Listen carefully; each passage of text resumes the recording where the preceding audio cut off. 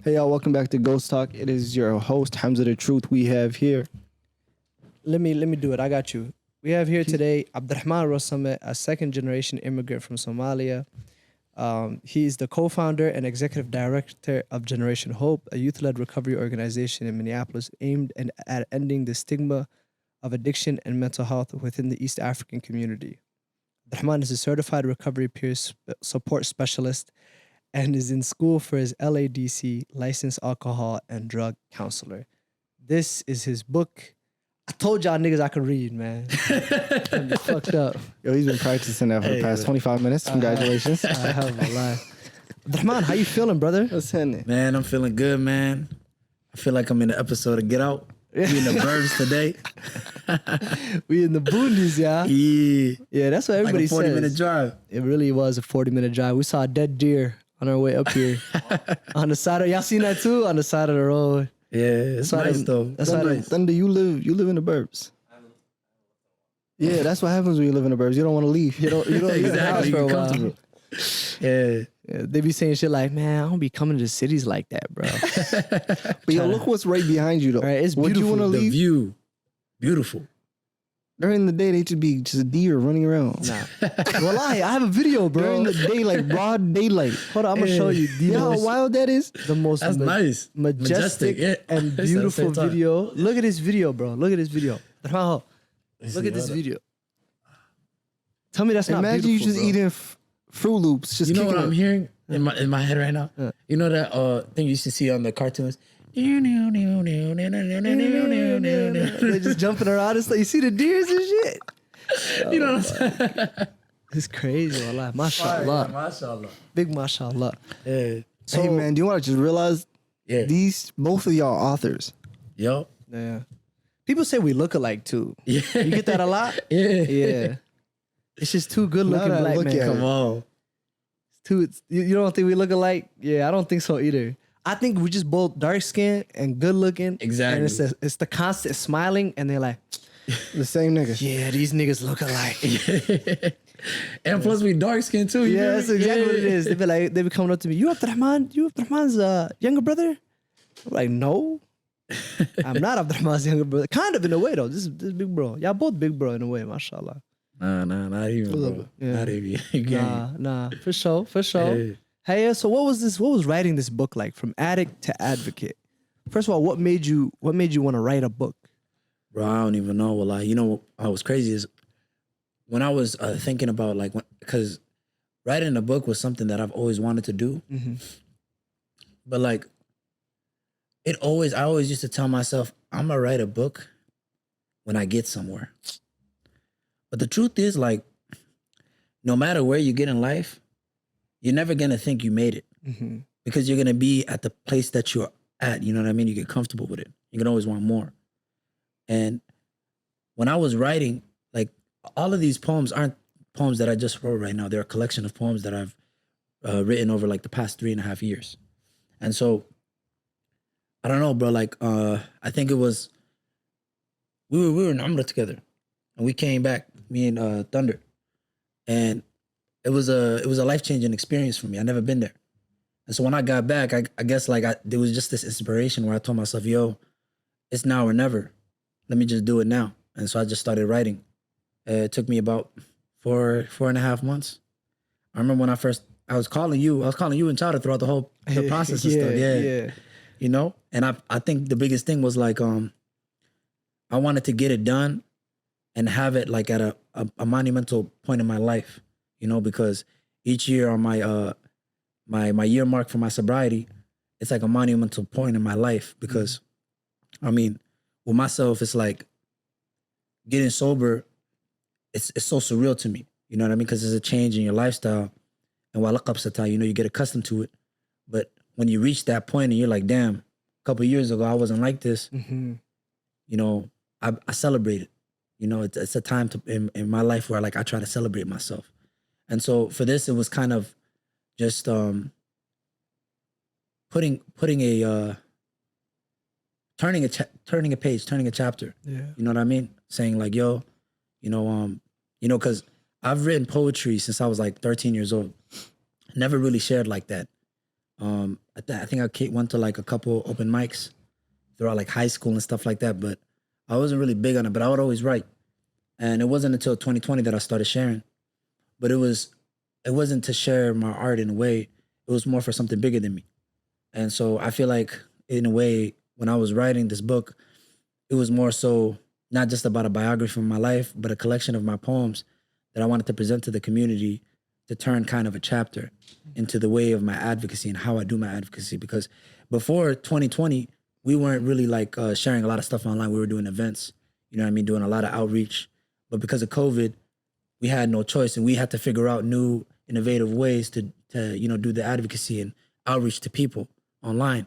And so that's where a lot of the poetry and all that, essence came from, So, and it was stuff that I was already writing, but I kind of kept to myself. Didn't really like go around, and whatever. But like, yeah, it in a way I enjoyed it, But I feel like this is kind of a turning a new chapter for me. MashaAllah.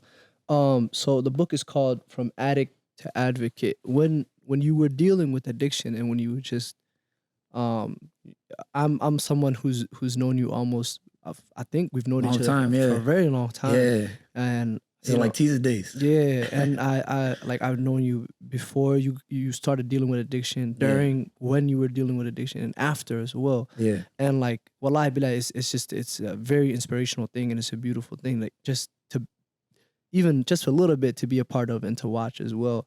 Yeah. Because everyone deals with things in their own way, and not everybody's necessarily dealing with addiction. But you go through things, and when you said earlier, it's kind of a surreal feeling when you're not dealing with that problem anymore. Obviously, like, and this as well, like when you deal with addiction, it's like a lifelong journey. It's not something that just like disappears and goes away. Yeah. But you're right, well, it's very surreal, and it kind of reminds me of like my parents. Like I was having a conversation with my dad, and like he lived in a lifestyle where you live in day to day. You don't know if you're gonna make it to tomorrow. You don't know if you're gonna make it to the next day. And then now, it almost feels like you live in two different lives. Like you lived a whole lifetime, you close that chapter, and now you start another life, and you close that chapter. And I feel like you're doing that with your book right now. And wallah, I bid you the best moving forward, inshallah. How much did poetry help you through that process? And were you still writing when you were dealing with addiction, or is it something that got cut off? Like, what was that? No, like? I was writing. It's crazy. I used to write a lot more during that time period. In the first page of my book, when somebody opens it, it's like there's a small piece that I wrote in 2020. And it goes like this: "As poetry is so hard for me, I can only write off my feelings, more specifically pain. But does that mean that I'm healing? I wouldn't say that it stops the rain, but it keeps it from reaching the ceiling. Poetry is my favorite escape, but it only works when I'm weeping." And so that piece, what it means is like, poetry is my biggest coping mechanism. Writing is my biggest coping mechanism. It always has been. And I think the reason as to why like I added that into the poetry, into the book, was to show kind of like how real it is. You know what I mean? Especially for artists. I feel like a lot of artists, most artists, that's what they do. Some people do it for fun, but most people, it's a coping mechanism. You know what I mean? And so kind of giving them an outlook into my life. But with myself, I never really shared my poetry much. And so it was something that I just used to keep to myself when I would feel down, or whenever I would be going through it. It would help me a little bit. That's why I said it. I wouldn't say it stops the rain, but it keeps it from reaching the ceiling. It keeps me from going insane. It keeps me, kind of intact in a way. So yeah, it does. It does help me, bro. It's sort of like an outlet. I felt that too, because sometimes there's days where you're feeling good and you feel yourself, and like the world isn't so gray, and you want to write some poetry about it. But like when you kind of get into the groove of like, oh, well, I write because it helps me deal with whatever is going on in my life. Mm-hmm. When you're not dealing with shit, like you all of a sudden it ain't shit to write about, Yeah. Well, I know you know that feeling. So niggas be like, yo, why is your shit so dark? Exactly. Like, why is your shit so depressing? I'm like, bro, this is oh my God. Somebody told me one time, they say, yo, bro, why do you always write about some dark shit, man? Write about some clouds or some sunny shit. Yeah. I was like, yo, man, it's not even like that. It's not. It's always the easiest thing to write about is what you're feeling right now. Yeah, You know what I mean? And not even right now, but the emotion that you feel the most. yeah, You know what I'm saying? And like the experience that you have the most. So like whenever people go up to like rappers and they're like, well, why y'all always talking about the streets and niggas shooting at each other and whatever it may be? Because that's the most powerful emotion in their life at the moment. You ever peep how like a rapper when they first start out, that's what they talking about. They talk about kill this nigga, shoot that nigga, stab this nigga, rob this motherfucker, right? And then they get up and they make some money and they turn into Gunna and they just start rapping about all the money they got, the kind of cars they got, the designer they're wearing, all of that. It's for the lack of a better example, it's the strongest emotion in your life. So when you're dealing with all the stuff in the streets, like that's what's constantly on your mind, you know. So a man is only ever what he thinks about the most, you know. So that's a fact. I think that's a powerful thing, bro. And I think it's a powerful thing for you to advocate like that and for you to write about it. As a man, was that difficult to just express emotion and to talk about things like that? Hell yeah. I think it was more of like a force to me. Because my first time speaking about like my journey, it wasn't even on purpose. I spoke at a different event and I was asked to speak there. And the whole thing that I told him was like, I'm not ready to talk about my life yet, but I'm ready to speak about how the community treats people that deal with addiction. Reason being, it was because the event, I knew there was going to be probably a lot of people I ain't seen in years. And I wasn't really ready for that yet. And I was scared of the stigma, the judgment, the shame. And I remember sitting there and they were like, hey, yeah, this is Abdirahman. And he's going to speak to you guys about his journey with addiction. I'm just like, no, I'm not. It was too late though. So I said, yo, the cat's already out the bag, just whatever, you know? And so I feel like, you know, sharing my poetry was easier than talking about it in front of a crowd. Cause I only did it a couple of times before I started going online. And I think my biggest motivator, which is kind of, you know, heartbreaking in a way, but like, and that it took that much, you know, but like, I feel like my biggest motivator with the vulnerability was just the climate of what was going on, you know, in our community and stuff like that. A lot of people I knew was like dying and a lot of people I was really close with. And so I felt like, yo, I got to speak about this and like my first time showing it online, I think the biggest thing was like, I showed something that was very like explicit. You know, I showed a video of myself overdosing. A lot of people think that was acting. It wasn't acting, you know what I mean? My homie took a video of me because he thought I was tweaking out. You know, we used to do that to each other, just joke around, you know, not like just to like clown each other, you know? Yeah. But he didn't know that because he ain't taking no like, he wasn't taking Percocet at the time or nothing like that. So in his head, he thought I was just like, because at that time we were taking like Xanax. So he thought that, you know, I was like off the bars, just woozy and stuff like that, but I was ODing. And so the reason why we released that was because that was like 2020 March. There was a lot of overdoses that was happening in the community, like week after week after week after week. It was the beginning of the pandemic too. And we had a big event that we were working on that we couldn't do. And so then, you know, we were just like, let's try something new. And I think that was my biggest motivator was the climate. But you know, wallahi, I'm not gonna lie to you, it did take a lot. And sometimes I used to regret it, especially within my first year, you know, like because of how people treat you, how people act, you know what I mean?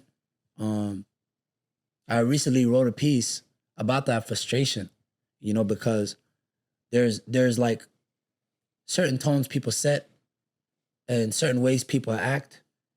And it's in a way that's, you know, like a microaggression, you know what I mean? Condescending, speak to you a certain way, say certain things, treat you a certain way. And most of the time, the underlying reason is because you're in recovery. And so I used to regret it in a way. But I think the biggest thing was accepting my truth and understanding like being the most authentic version of myself is for myself. It's not for anybody else.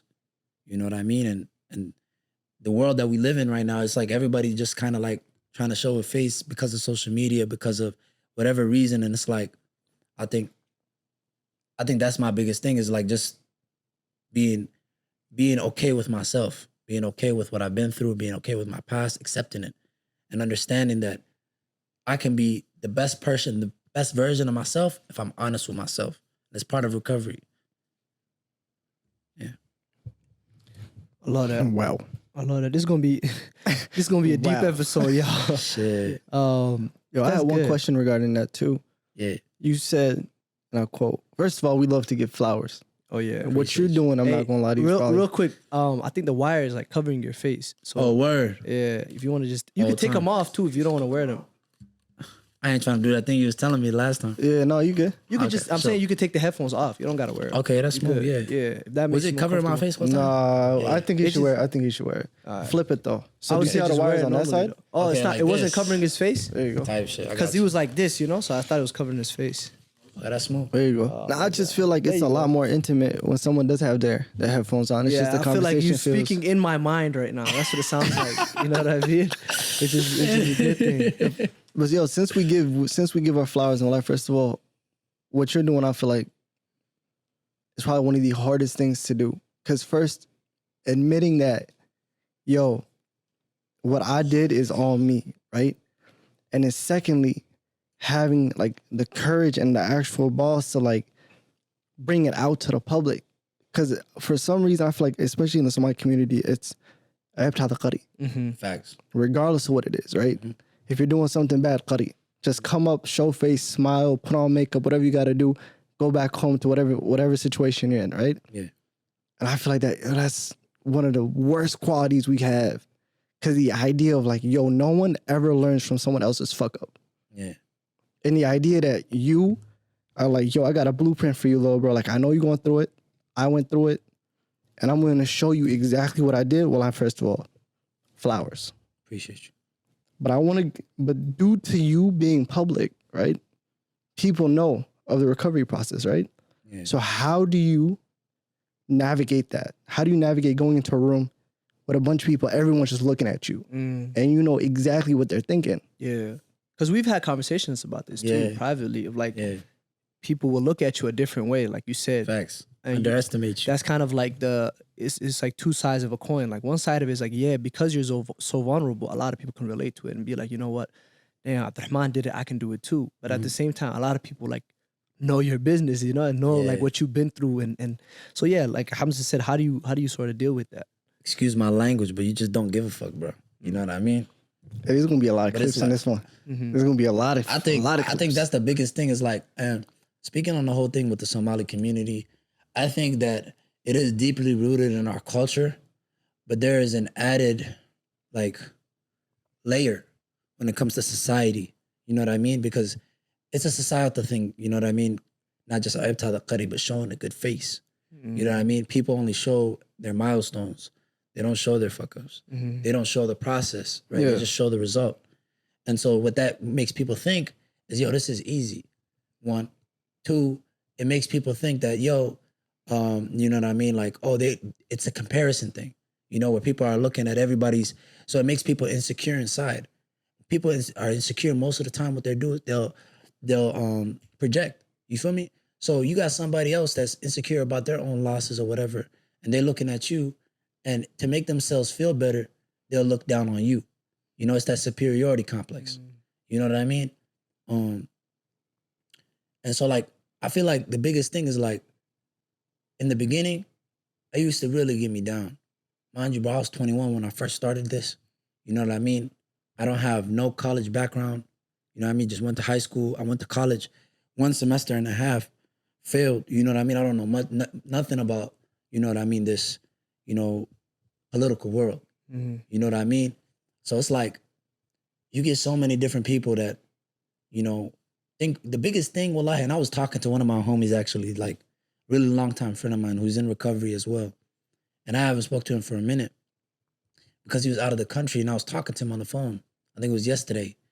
And he said, bro, you know, one of the biggest realizations I made is that when you announce that you're in recovery, if somebody knows you're in recovery, 90% of the world is just gonna think you're a dumbass. And they're gonna treat you like a dumbass. But they won't say it, right? Because of how the status quo is now, you know, like 10 years ago, people didn't give a fuck about mental health. Yeah. People didn't care about addiction or any of those things. You know what I mean?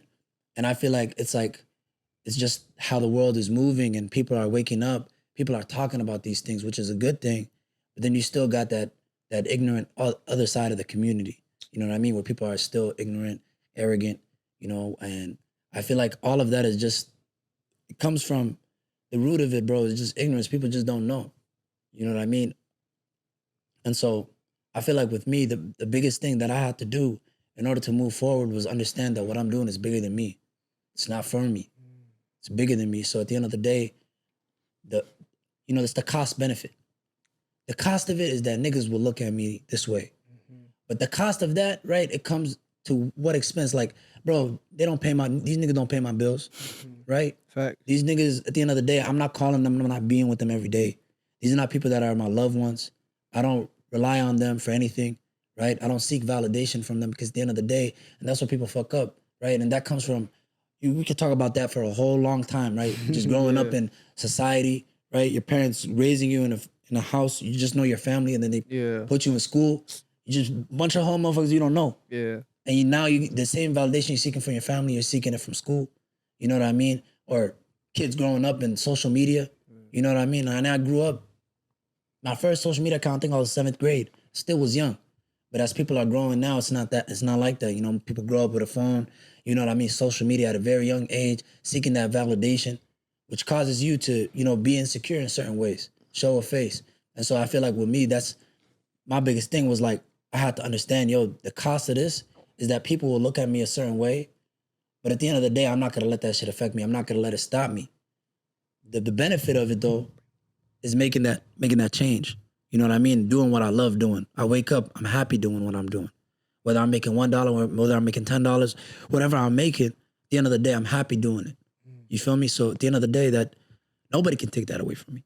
No matter how many people look at me a certain way. It took me a long time, bro, through therapy, through self-evaluation, reflection, that I had to come to that conclusion, though. You know what I mean? But it did, in the beginning, bro, I'm not gonna lie, bro, that shit hurt. Because you see people that you look up to, you respect, people you think that, you know, because in the first time, especially like when you share something vulnerable, people will commend you for it. Oh my God, that's amazing. And so that's kind of like, I'm not saying it's always a facade, you know, because some people, that's their true feelings. But because of how people, like, things are injected into them, inserted into them, their belief system, where somebody that dealt with addiction is a lesser than, right? Constantly the way they speak to you, they probably don't even notice it themselves. It's in their, subconsciously they're doing this. They're speaking down on you, speaking to you a certain way, overlooking you, underestimating you, not thinking you're capable, right? But those things, it gets inserted, and that stigma gets inserted into the person that's dealing with, you know, addiction, or they're in recovery, right? To the point where that person doesn't think they're capable. That person doesn't believe that they're enough. And some people, it causes them to relapse. Some people, it causes them to think, you know, to self-sabotage. You know what I mean? So it's different for every person. Yeah. I feel like that's one of the hardest things. 100%. Finding like validation and like understanding where you find validation. There's a song on Kendrick's new album. He says, I got some homies who grew up without fathers, and they spend the rest of their lives overcompensating. Like, just like looking for that validation in other places, and like doing the most just to get that validation. And like, we know a couple niggas that are like that, you know what I'm saying? Who are like, who didn't have father figures, who didn't get validation as a young kid. And you look for that in other places, and it's a very dangerous thing. I was looking through your book right now, a little bit earlier too. And one thing I love is just like how real this book is, bro. And how much of your life is in it, right? And you wrote a letter to yourself. Yeah. On February 16th, 2020, right? Yeah. And the first line is hey bro, LOL. You've been through a lot this year, overcame a lot, and you've grown a lot this year.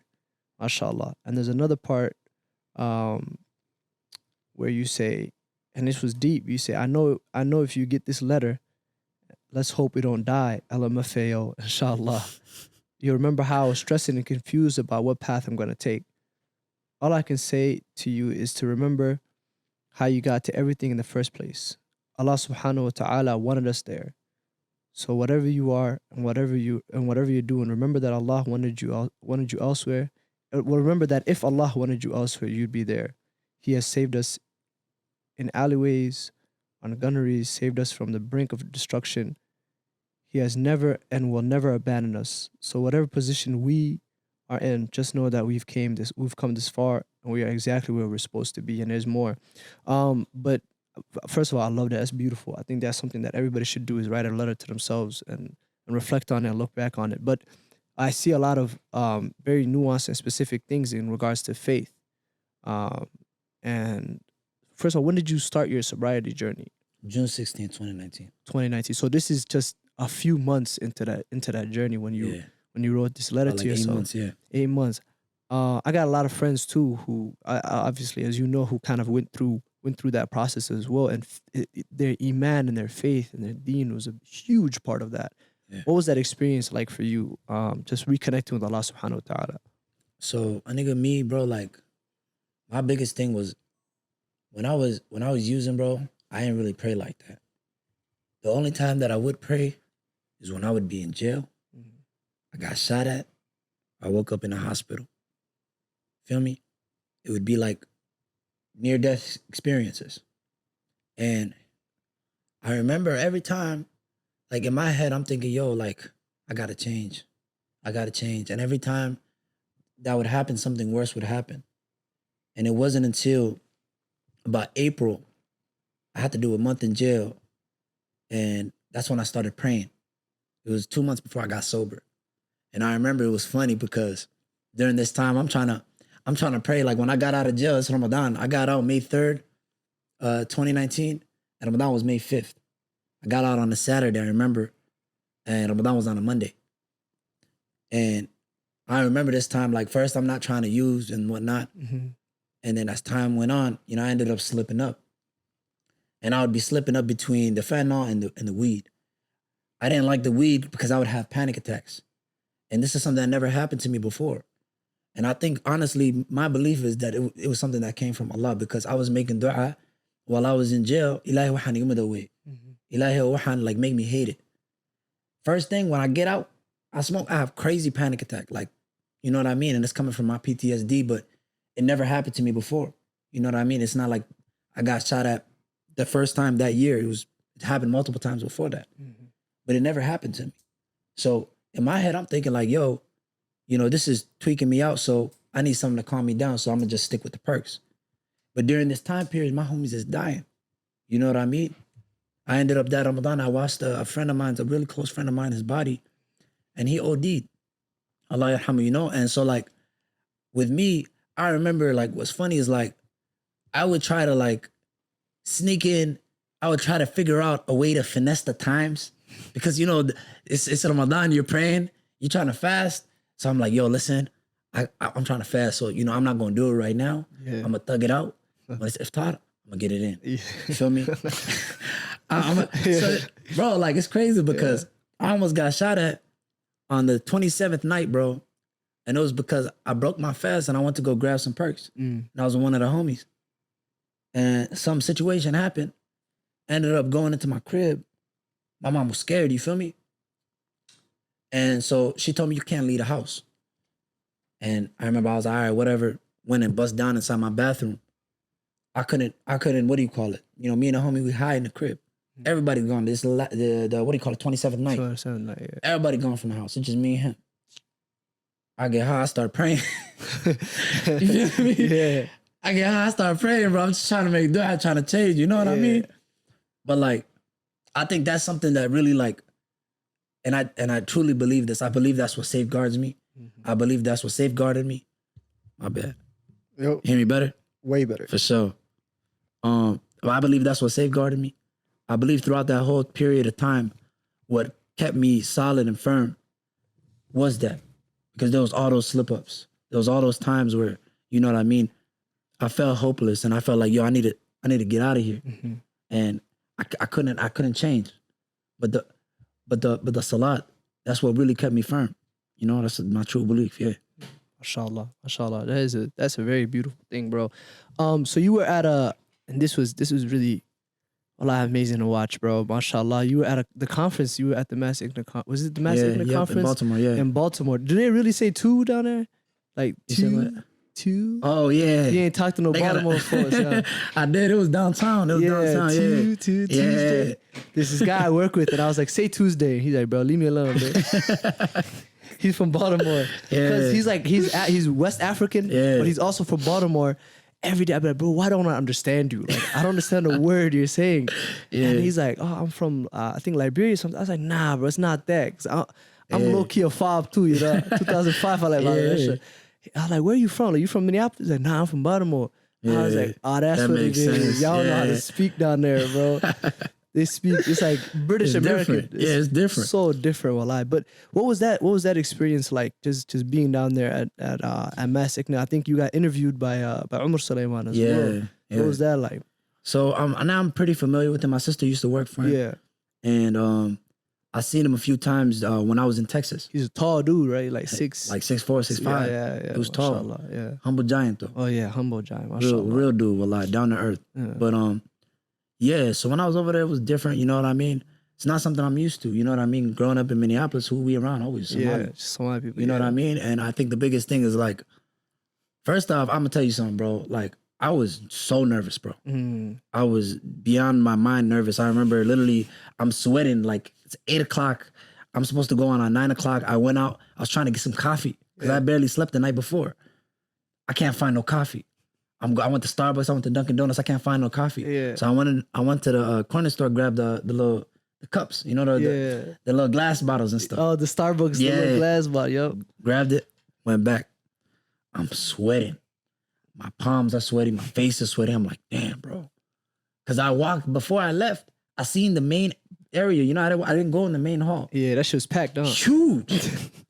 I've never spoken in front of people like this before, especially Dadki Umabahan, you know what I mean? Like, I've never spoken to like the people I'm comfortable with the most, the people that I see every day. Yeah. You know, it's easier for me to talk, you know what I mean, to like a crowd of Somali people that I could see them and, you know, I'm more comfortable. You know what I mean? Because I see them, or it's not just Somali people, anybody you're comfortable with, you're easier to, you know, talk to them. It's easier to talk to them.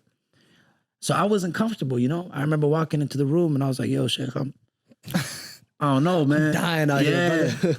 I remember going into the bathroom. I took some napkins, man. I was patting myself down, you know what I mean? Because I was sweating. And then I went in there. But it was different for sure, yeah. Something I never experienced before, and it was a very surreal moment for me, you know what I mean?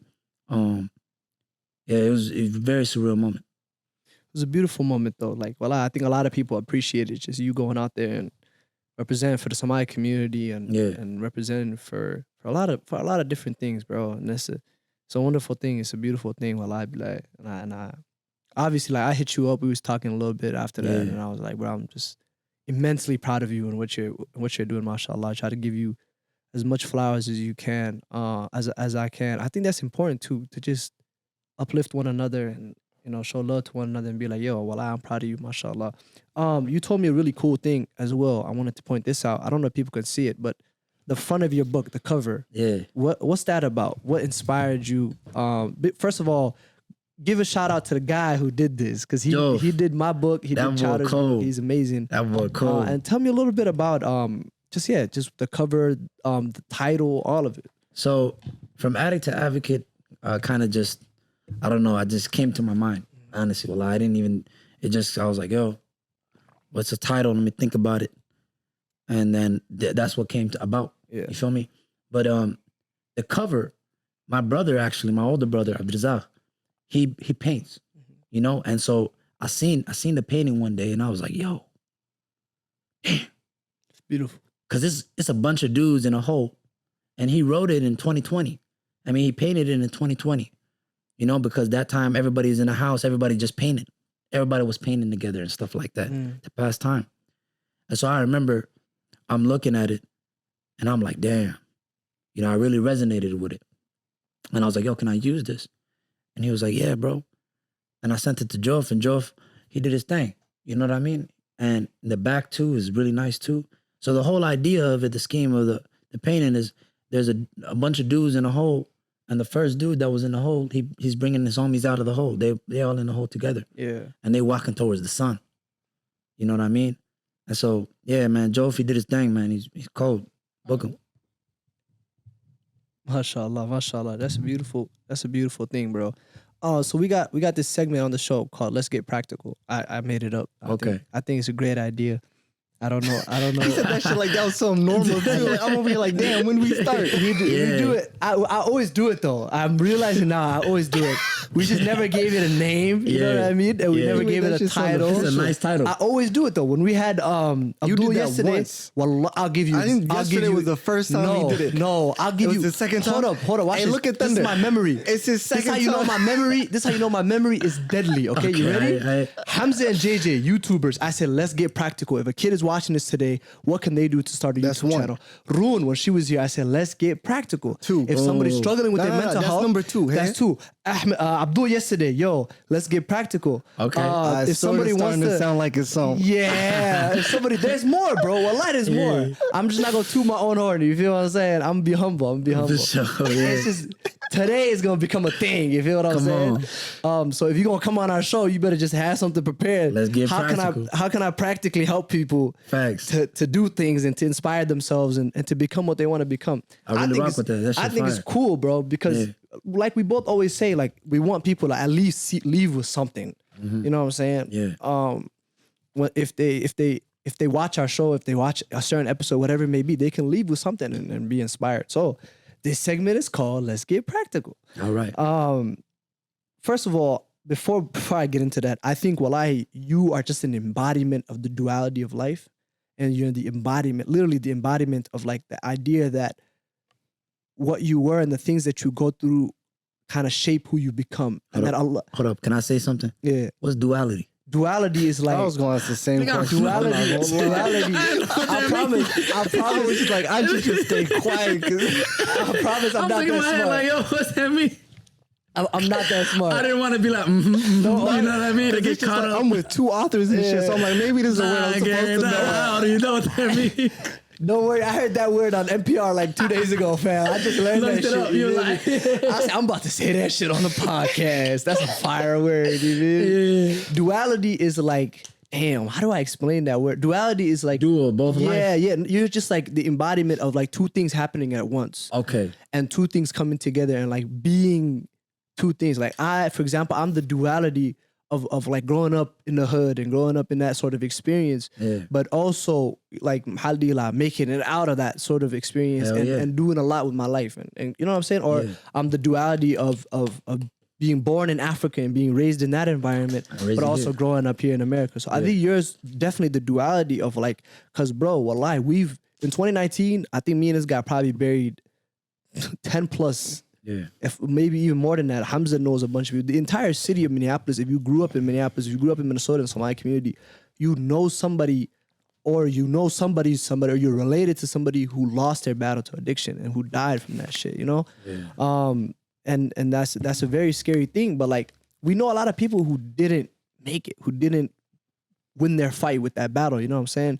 But alhamdulillah, you did. And again, like I was saying, like Allah's plan, wallah, and you say in your book too, is incredible. Because in the time that you were, where you were, right, in that moment when you were dealing with addiction, bro, if I came to you from June 2nd, 2022, and I was like, yo, danger, bro. Yeah, bro, you about to be on my podcast in a couple years. You about to be a published author. You're gonna get interviewed by Umar Salema. You're gonna be good, bro. You would look at me like I'm crazy. You'd be like, what? Are you serious, right? Yeah. And I would be the same way. If somebody came to me in a time that was low for me in my life and said, yo, you're gonna be doing this, you're gonna be doing that, I'd be like, fuck out of here with that shit. Yeah. It's not gonna happen, you know. But Allah's plan is a very powerful and beautiful thing. So I just wanted to give you those flowers and to say those things and to make people watching this aware that, like, you know, I get it. It's tough because the way our brains work, you exist in the now. You live in the now. You are literally the now, you know. But Allah's plan is amazing. Wallah. You'll see it literally unfold in front of you. And a lot of us have had the pleasure of just seeing Allah's plan unfold for you. And that's I an love amazing, y'all niggas, man. that's an I amazing just want to thing. let y'all know that, nigga. Yeah, Wallah, I love y'all you niggas, too, bro. So the reason that I use that word duality though is because, you know. You said what? The mic? This side? That way. Okay. Yeah, there you go. The reason I said that word is that, like, for a lot of times, bro, and I feel like this as well, you as just a character, as an individual, get pigeonholed into a lot of stuff, right? And people just they say, oh yeah, you're a recovering addict and that's all you are. You know what I mean? But you so much more than that, bro. Wallahi, so much more than Wrote that. a whole piece on that. Yeah, exactly. Yeah. And I feel like you experienced that as well, you know, Yeah. and you know what that feels like. So because of that, right now when we get in practical, I'm gonna obviously ask you if people watching this are dealing with addiction. What are some practical steps? What are some things that they can go out and do today if they're inspired by you and your story to go and get the help that they need to get to where they want to get to, right? But the other aspect of it is you're not just that. You're so much more than that. You're a published author as well, right? So if people are watching this and they're inspired by your writing and they're inspired by the fact that you're an author, what are ways that they can go out and do those things if they're already a writer, if they want to get into writing, whatever it may be. So yeah, you can answer either of those in any capacity that you want. So for somebody going through it, I think the biggest thing to understand is that comparison is the thief of joy. And like, everybody has their own unique pathway to recovery. You get me? Like, I feel like at the end of the day, right, how somebody else, you know, gets sober and how somebody else gets sober ain't the same. You know what I mean? I feel like the biggest thing that a lot of people, I remember when I first got sober, and I was telling niggas, yo, you should go to treatment. Niggas be like, yo, your ass ain't go to treatment. Why you going to treatment? Why you telling me to go to treatment? You know? And I didn't go to treatment. But the reason why I didn't, because I didn't know nothing about treatment. Wallahi, the only thing I knew about treatment was my homie, right? He went there because the court told him you gotta go there or you go to jail. Yeah, court mandated. Feel me? Yeah. And this nigga's telling me, yeah, man, I hate this place. You feel me? And then when he started working there, he was trying to tell me, yo, come through. You know what I mean? Close friend of mine, he's also the co-founder of the organization, Khadr. He was the one that's telling me, yo, you know, you should come through. And I'm like, bro, you just trying to, you bored, bro. Yeah. You trying to keep me to come over there, you know what I mean? Like, keep him company. yeah. So I was like, nah, you know? And it was because of the stigma and the misunderstanding and the ignorance because of it. Yeah. I didn't even know what Suboxone and methadone was. Yeah. I had no idea what that was when I got sober. I got sober cold turkey, went through withdrawals, all of that. Wow, that's feel tough. me? That's Yeah, tough. it was horrible, bro. But the thing is, I had no knowledge of it. Wallahi, I had no knowledge of it. So I think the biggest thing is understanding that, yo, what works for you might not work for somebody else. Yeah. What works for somebody else might not work for you. Yeah. Everybody's different. And so understanding that and accepting that is the first way. The other thing is being humble enough to ask for help. You know what I mean? Yeah. Putting yourself at that standard where you're like, yo, listen, it's all good. Yeah. Biggest thing as a man and what's put inside us, right? Or it's not just a man, so malada or done, you know what I mean? But speaking in my experience, right, that toxic masculinity where you think like, yo, I'm a grown-ass man. Yeah, I don't need that shit. Yeah. What? I'm gonna do this myself. You feel me? And it's that type of stuff that gets somebody killed. Because you'll stay away from it for a couple of weeks, right? Or a couple of days, whatever it may be, your tolerance level goes down. Then you go and do it again. You know what I mean? And then you relapse because your tolerance level is not the same. And what you're taking is a deadly substance. It's not the same dose every day. So you go and take it. You're taking something that your body's not used to. You go and you OD. You get me? So like, I feel like understanding that, yo, everybody has a different pathway to recovery. Yeah. Asking for help, seeing what works for you. You know what I mean? And I think like accepting what it is, you know? Whatever happened. Now you got to move forward. When I got sober, everybody I grew up with, they all graduated. And I'm thinking to myself like, fuck, bro. You feel me? Like all that FOMO. You just consistently, the whole thing that's going on in your head, bro. Man, you ain't shit. Look at all your homies. You know what I mean? You already did this to yourself. What you trying for right now? You know, them intrusive thoughts, they get to you. You know what I mean? Forget everybody else and stigma and all of that. The intrusive thoughts that come to a person, right, in their darkest and lowest times, it's just deadly. So kind of battling that and making sure that you have that support system, seeking that help, accepting things for what they are, right? And trying to make that change and taking it day by day. You know, the first thing every nigga that I be talking to is what they say is like, yo, bro, like, I'm gonna need a job right now. I gotta do this. I gotta do that. They're focusing on 10,000 different things. Yeah. But then the reason why is it's your mind trying to find an excuse to put the recovery last. You know what I mean? And so it's like the thing is, you got to think about it like, yo, look, the way I tell it to niggas is like, yo, you in the water and you drowning, and you got some weights on your legs. You got to get to shore, right? How you gonna get to shore though? You got the weights on your legs. You probably could. You got some strong legs. You probably could. But it would be easier to get the weights off your legs, right? Yeah. So you want to get to your goals. The thing that's in front of you, right, is this addiction that you're battling. You knock that shit down though, then you'll be able to get to your goals way quicker. You know what I mean? Because that's what's dragging you away from all your goals. You know what I mean? So like taking it day by day, understanding, yo, this is a battle that I'm gonna have to deal with. You know what I mean? The rest of your life. There's times where I get triggered to this day. There's times where I'm in a dark place in my life and I gotta make that active decision. Yo, I'm not finna do this shit. Yeah. Right? Because I put myself in a position now where I got some shit to lose. Everybody got something to lose. But when you're working towards your goals, now you got something like you like thinking to yourself, yo, this is, if I do this right now, I know what I can lose. You know what I mean? So I feel like the biggest thing is like understanding that, yo, I'm gonna knock this shit down. I'm gonna knock this shit down and taking it day by day and not comparing yourself to anybody else. Just trying to be better than yourself, who you were yesterday. Because like you said, comparison is the thief of joy. Thief of joy. You know what I mean?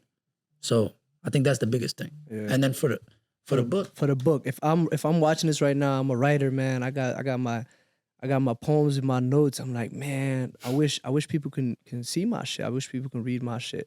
What steps should they take? Cause I know that wallah, it's important, bro. Cause it's crazy. The things that happen in generations happen for us in a couple years. Yeah. Chowder published his book. I called him. I was like, what's up, nigga? I'm trying to publish my book. Yeah. What should I do, right? Yeah. He's like, I fucked up here. I fucked up there. Don't do it. And like when y'all was interviewing me the first time with Sincerely Honest, I was telling y'all about this shit. I was like, yo, I hit up Chowder. He's like, yeah, don't go through these niggas. Go through these niggas. Yep. I'm going to hook y'all up with my nigga Joff. Oh, the Amazon plug. The Amazon plug, Yep. everything, right? And then this nigga called me. And Doing this the all same happened. thing. This all happened within the span of like 2 years, bro. Yeah. And he called me. I was like, yeah, I'm gonna hit you up with this nigga Joff. Joff is like, how do I explain it? Joff is like the Timberland of the poetry industry. He's like the Pharrell of the poetry. We all trying to finish our album and like, yeah, go. I'm gonna get you a studio session with Pharrell. DJ Khaled. Yeah, DJ Khaled, he's gonna get you right. And then Joff is our 40 to our Drake. Literally, wallahi. Like he just puts the book together. He does such an amazing job. So big shout out to him. He's an amazing individual, mashallah. Extremely talented. But yeah, just to get back to it, I'm trying to write my book. What should I do? How should I go about it? I think the biggest thing for me was like, in the beginning, the first month, I barely got shit done. Mm-hmm. So I think the biggest thing for me was knowing what to write. Because the book, what I did was, so some of these poems, they're based on specific periods of times in my life, but I wrote them after those periods of time. And so the way I put the book together was I put the poems in chronological order to walk people throughout my life in these past 3 years. And so placing them was one thing. The other thing was writing about them, because I wanted to kind of set a vision for people, to get them to like take a peek in, peek out. Next chapter. Yeah. Peek in, peek out. Understand like, oh, this is what was going through my head. And I remember the first month, I just kept thinking, damn, what should I say? And like, for me, I use my phone a lot. I use my laptop a lot too, but like I use my phone more than my laptop. And so when I would be in front of a laptop, I'm thinking to my head, I'm like, I'm in book mode and this is what the audience is gonna see. Yeah. So I gotta caution myself, everything I'm saying. And I remember I was just like, you know what? I turned off my laptop. I got in my bed, I got comfy. Every poem, I would read it a couple times out loud, and I just started writing in my notes of what was going through my head. It was way much easier, you know what I mean, when I was writing that way, and I put it in there and then just edited it up a little bit more, but I had something to work with that was of substance because it was real. But when you're thinking about, yo, what is these niggas gonna say? Oh, you know what I mean? It causes you to be less authentic. But when you just think like, yo, man, I'm just right. And you put yourself in that position where like, yo, listen, it's just you in your room. Lights off. Yeah. Some of you, I think I got LED lights in my room. Turn on the LED lights. Change it to red. You feel me? Set the mood and shit. Yeah, I know what you mean. Just start writing. Yeah. You know what I mean? I know with me, it was on my phone, the notes, I just continued writing. And, I would just pin them pin them all up to the top, and just look over them and, you know, put them where I see fit, and then just try to edit it out. But I think the biggest thing, that was for me, was kind of like making sure to get myself out of book mode. You know, that's the biggest thing, is like when you're writing, like for me, my biggest writer block was I was like writing as if people were right there with me. Watching you. Yeah. So it was like there's something on my back. I'm like, oh, hell no, I can't. Yeah. So when I started writing by myself, though, like, and put myself in that mode, it was able to flow easier, way easier. 100%, mashallah. And to anybody that's interested in that, bro, because we don't need 3 authors, we don't need 4 authors. We need a gang of authors. That's what we need. We need everybody to start writing books. Niggas need to read more. Yeah. Motherfuckers don't read like they used to, man. Yeah. Remember when we was younger, we read like 5 chapter books in a week. Percy Jackson. For all the Percy Jackson books in 1 week. Daniel X. God, yeah, all of them, man. Yeah. I don't really like Harry Potter like that though. I think Harry Potter's kind of. I didn't read that shit either. You know what I'm saying? Hamza fuck with the Harry Potter, bro. He just looked like he fuck with the Harry Potter. He be reading. I high key did fuck with Harry Potter. I'm not gonna act. Because you know why? Look, I'll tell you exactly why. Hamza went to Southwest. Okay. See, he laughing. He knows. Hamza got that. Hey, bro. He got that good. This is the thing. We're gonna talk about high schools. You went to prison. I know. I went to South. That's the point I'm making. That's the point I'm making. That's the literal point I'm making. My school had windows and shit. Windows. Did you have windows? He's talking about windows. Motherfucker, I walked in there after a track meet to use the bathroom. Niggas had a coffee shop in the school. Y'all didn't have a coffee Shit shop? looked like MC. A coffee shop, nigga. We barely had a cafeteria, nigga. They had the circle above the cafeteria. Security guards would walk in and shit. I remember when I was a senior, South had like a whole riot. Yeah, bro. I remember that. Cause look, y'all got Hey, education. wow. Here's what it is though. Y'all got education, but we got experience. No, Facts. that's You know what I'm saying? cap. We got life experience. Y'all what y'all got? Y'all got teachers that don't care. No, we're not. No, we got teachers that care. You coming at my nigga? You used to work there, I man. know, right? There's my point. That's my point. Y'all had a youth teacher. Y'all kids sitting there like, Ayub, I need help with my homework. Hey, wait up, nigga, I gotta finish this TikTok. I gotta make a TikTok. What are you talking about? Oh my goodness. Yeah, I'm not gonna lie to y'all. Harry Potter had one too many big words for me. That's all I'm gonna say. I stopped watching after the 4th movie. The 4th movie. The movies is good though. Yeah, the movies nice, the movies is great. But we do definitely need more authors. And the biggest reason that I wrote my book, and I know that you wrote your book as well, is somebody told me that if you don't see it out there in the world, you got to be the one to do it. Mm-hmm. I was reading a lot of books and I was relating to some of them, especially a lot of Black literature. But I was like, I'm like this, but I'm really not like it. You know what I'm saying? I'm Somali. I have my own life experiences. Exactly. And I have a gang of people who have the same life experiences as me. So, you know, I would love to write something that kids can look at in 10, 15, 20 years and be like, this is some gas, nigga. I fucks with this, you know what I'm saying? Whereas they got to read, what's his name? Edgar Allan Poe and shit. Like some weird... I don't even know what that is. Edgar Allan Poe is basically... He was like a schizophrenic poet and he would write the craziest shit. Yeah. And they thought bro was crazy, but he was dealing with like mental health issues and stuff. But I'm not gonna lie, his shit is gas too. But like you gotta just be in a different level of like understanding literature and stuff to tap in with it. But I would say the biggest advice I would give is reach out. Reach out. Like just if you want to do something and someone you know is doing it, not even you know, someone who Somali is doing it, cut the bullshit. DM them. Call like, them right now. Yeah. Be like, Adar Firi, sahib. Ana Somali. I need help. I want to write my book. What's the word? Like, what should I do? You know? Or I want to start a podcast. What should I do? I want to get into tech. What should I do? This guy, he be doing that all the time. He be cutting the bullshit. He be telling niggas straight up, you want to get into tech, it's not easy. You need to do this, you need to do that. We even had Abdul yesterday. Yeah. And Abdul was talking about how without mentorship. Yeah, it's tough. It's hard. Yeah. So that's the biggest thing that I would say. So, well, I'd be like, that's the thing with Somalis though, man. They too prideful for that most of the time. You know what I mean? That's what you're not lying. Yeah, you gotta. That reaching out is it's a humbling experience first and foremost. But on top of that, it gives you the tools that you need. And you know, Somali the West are not too. That's the weird part though. That's what I was gonna say. The older generation is the complete opposite with it. Yeah. They tell each other there's no pride. There's none of that. It's how'd you do it? Yeah. Copy and paste, literally, wallahi. Nothing different. Wallahi, it was copy and paste.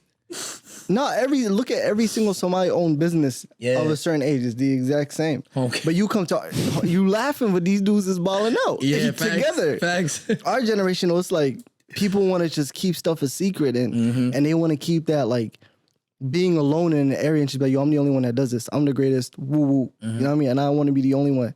And I think that comes from social fear media of shit I was telling social you about, media. But I also think it's competition. Yeah, that's what it is. Well, I think that's people what are it scared is. of competition. Yeah. Cause niggas not gangster like they used to be. Nah, I'm joking. But no, well, that's important though. You gotta have a love for competition, bro. If you want to make it anywhere in life, like I feel like iron sharpens iron. oh, all the time. 100%. That's a fact. I think at the end of the day, if you understand that, yo, we are Somali. If we uplift each other, bro. If you look at like ATL, bro, and how the African American community they uplift each other. Yeah. Come on, bro. We can do the exact same thing. Yeah. But the thing is like it's their competition. You know what I And mean? there's not that many of us, so that's the crazy part. If you think about it, why there's not that many of us? It's not. Allah, it's not. It just seemed like it because we loud as fuck. And we be everywhere. It seems like it. But there's like 11 million Somalis worldwide. Really? That like 11 11 to like 18 million Not that many. worldwide. You know how many Nigerians there are in the world, nigga? Really? 200 million fucking Nigerians in the world. Them is the Chinese of Africa, wallahi. There's a lot of Nigerians. But I'm saying like, wallahi, there's not a lot of us. Call them the Chinese of Africa. The Chinese of Africa. Somebody told me that. Some nigga I work is Nigerian. They be deep though. They be Brooklyn deep as Center, Brooklyn fuck. Park. Yeah. Nigerian, Liberia. What about Nigeria? In Nigeria, Lagos. Oh my God. The city of Lagos, there's more Nigerians in the city of Lagos Yeah, that's crazy. than the entire country of Somalia is I. That's crazy, bro. Well, that's wild. You know how many Oromos there are in the world? There's a lot. I'll tell you that. Ethiopians, They deep. they double, triple us, wallahi. That's It's crazy. just, Anaka, we got that madhaleg. We got that tenacity. Yeah. We vocal, we loud. You know? We're not going for And shit. when I say loud, like it's not in an obnoxious way. We have that bravado about us as a Somali person. Like we walk into rooms with confidence. We do what we want when we want, and like I love that. I wouldn't trade it for the world. Like wallahi, it's the most beautiful thing. It's the most amazing thing. Like it's a big part of a lot of us, and it's a big part of like why our parents were able to come to this country with nothing. And can make it to something. It's just that again, it's that tenacity that madhadik, high school ma'aday, college ma'aday. I'm not getting no certificates. Business afronaya. It's not registered. Suck my dick. I'm making millions, nigga. You know what I'm saying? I love that. That's my shit. Wallah, I live for that, bro. Mashallah. And I think it's a great thing. It's a beautiful thing, bro. And I can definitely see that in you. That just you don't quit. You don't give up on yourself. You don't give up on the things that you want to do. And that's a beautiful thing. You know what's crazy? Did we ask you when you? Because this is the second time you came up. This is the second time. Yeah. Usually we do that. The end of that podcast where it's like, yo, inshallah in a year we gonna see you, woo woo. Yeah. Did we ask you that? Sorry, we don't be paying attention. Yeah, during I our don't podcast. I'm joking. Nah, I don't think we so. did. Nah. But it's crazy because it's been like 6 months and already you just boom. Yeah. Has it been 6 months? Yeah, because It it has was been. December It was last like year. December. It was like December, November. Of last year? Yeah. Wow. I think it was November. How much? And then December. 6 months It was when- published out there. Wallah, mashallah. It was October. Was it October? Yeah, because Chowder was there. Chowder and It was October. yeah, it was October. Yep. It was October, but y'all posted it, I think, in December. Yeah, we lost the visuals for that one, didn't we? Yeah. Thunder, laugh it. Oh, it's right here. Boy, look at this Yo, do you know picture, that boy. happens? Yeah. Oh, Look yeah, at this fresh ass picture, picture. boy. He got the I got the little. looking to the side. You know what I'm saying? That was Yo, so if y'all- in December. Actually, they posted on my birthday. And so if anyone, viewers wondering like, yo, why didn't we ask any like personal, in life, in-depth questions? That's the podcast to go to. Yeah, that podcast. We talked first about, one, we yeah. talked about just your life. Yeah, that was deep. So I suggest going to watch that. But yo, to lead off to that question though, inshallah, we do this to all of our guests. In 1 year's time, we would love to have you back for a third time, hopefully a fifth, sixth, seventh time. 8th time, 9th time. Just like Where as much do you as we see can get yourself in a year, inshallah? I see myself doing the same shit. You feel me? Just at a higher level. You know what I mean? Doing more of it. I ain't gonna lie, that's the coldest answer anybody's ever said. A lot of niggas are like, some niggas are humble. They're like, inshallah, bro. I hope I'm still alive and driving the same car. Inshallah, yeah. Inshallah, some I'll be niggas, alive, yeah. some niggas still have a whole lot of bravado.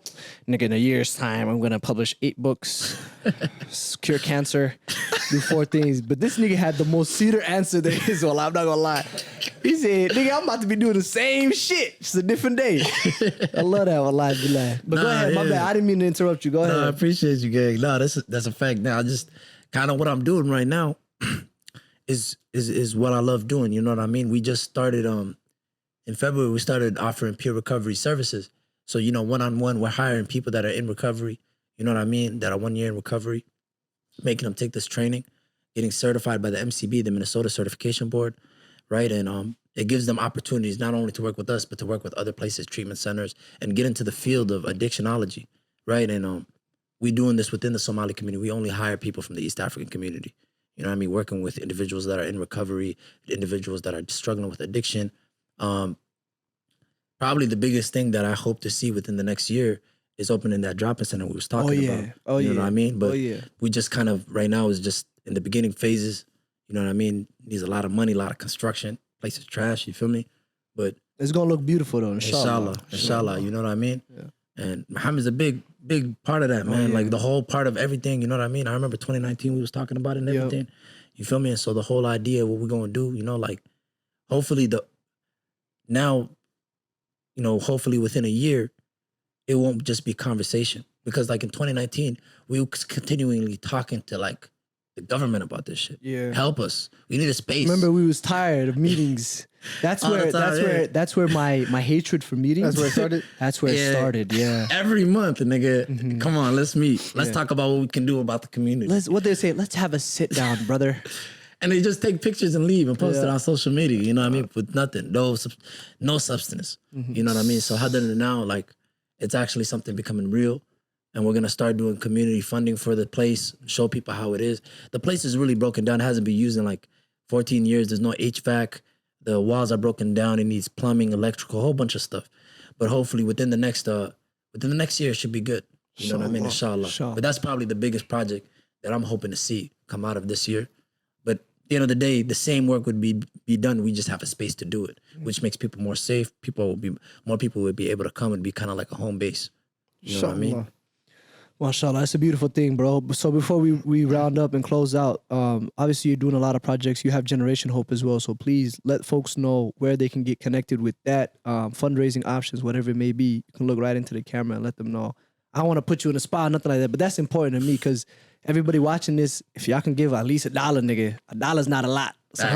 It's 200 buns, my nigga. If you can give 200 buns to this brother right here, you can help a lot of people out, wallahi. So yeah, just let them know about Generation Hope and how they can help out and get connected. Yeah, so our organization's website is generationhopemn.org. If you go on there, you just see the donate button. It's literally staring at you, just like I'm staring at you right now. You just see it. It's right there. You know what I'm saying? Please donate. So you just go on the site. You can see it right there. The book is up for sale over there too. It's on pre-sale. Buy a copy, nigga. Read a book. For real though. You know what I mean? But like, it'll be open it's for pre-sale right now, but we'll be sending out the copies on June 16th. We also got an event. My boy's finna be performing over there. Yes, sir. You know what I mean? At the Granada Theater on June 16th. So you can come through over there, catch the vibes.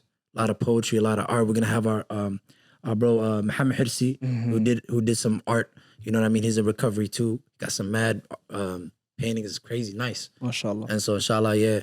But you can donate there. Check out our videos on our socials. If you can add it right there too. But check us out, man. Yes, sir. That's a wrap. Assalamu alaikum to everybody. Thank you so much, Abdirahman. Yeah.